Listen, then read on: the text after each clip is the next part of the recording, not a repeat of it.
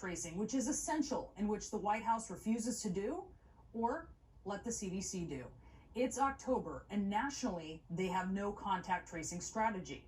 They don't want to know the scope of the problem. They don't want you to know the scope of the problem across the country or inside the White House. If it wasn't a damning account of their failures, they'd try to survey the problem. So why won't the White House say when the president's last negative COVID test was? Is it because he didn't get a test before last week's debate with Joe Biden, even though it was required by the rules in an attempt to keep people safe? Is it because he will prove testing doesn't actually prevent the spread of coronavirus, it just reveals it? The president and many around him still don't seem to understand this basic fact, like Republican Senator Mike Lee, who was in the second row at that Supreme Court event and then tested positive in the past week.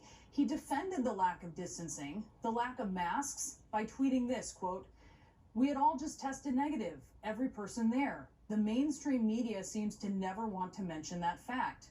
Well, the senator apparently never wants to mention the fact that you can test negative and still be infected and thus contagious. And those are actually a patient's most contagious days. That you can test negative for days and then later test positive, like White House Press Secretary Kayleigh McEnany did, like top Trump aide Stephen Miller did. And you can't be saved from infection or prevent someone else from infection by simply getting a test. But sure, blame the mainstream media for your hugs and your close talking and your naked face at what's shaping up to be the DC's biggest super spreader event. The real culprit is the inadequate protections against coronavirus at the White House, and that includes the lack of transparency on when the president last tested negative, which is enabled by excuses like this one by the president's physician.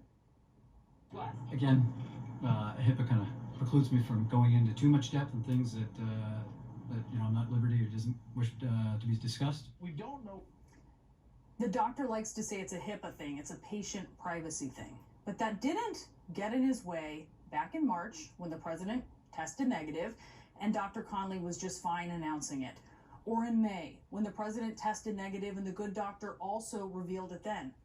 No word on why HIPAA applies in October at the White House, but not in the spring. Or why reality doesn't apply at all, really ever. Next, the debate.